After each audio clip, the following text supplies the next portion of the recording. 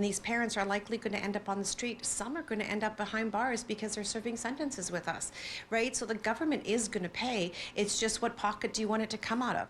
This Indigenous-led family reunification home in Winnipeg that's helped dozens of parents work towards healing and recovery may soon have to close their doors, as not only are they running out of federal funding, but they say their calls to the province for support are falling on deaf ears. Jeffrey's Garden on Maryland Street gives parents recovering from addiction a place to heal, reconnect with their children, rebuild their lives through ceremony, counseling, and parenting supports. When a parent comes through these doors and you see that lost in their eyes and you see that brokenness in their eyes,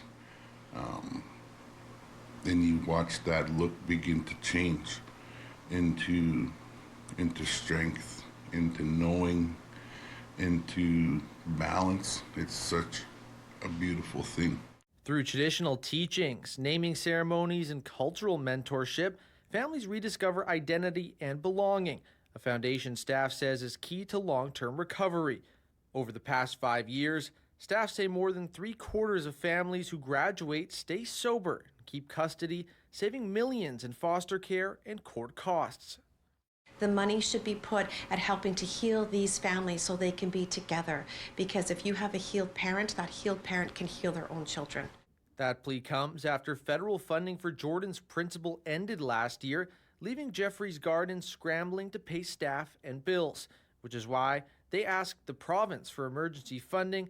However, they say they were turned down.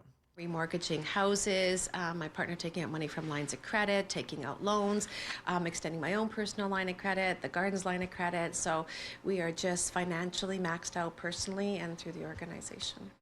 Now a small win. Jordan's principal has stepped up to provide the next 3 months of temporary funding to keep the program running, but beyond that, its future remains unclear. For us to have to,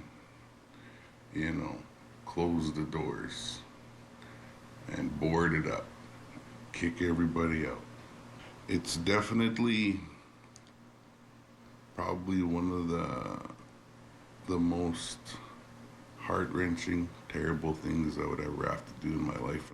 In a statement, Families Minister Nahani Fontaine said the department shared provincial funding opportunities with Jeffrey's Garden earlier this year and has met with them directly to provide further information.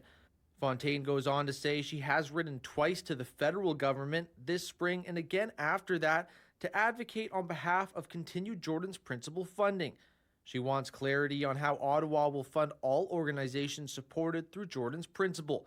While the province doesn't directly fund Jeffrey's Gardens program, they say they do invest in reunification supports across Manitoba. In Winnipeg, Mitchell Ringos, City News.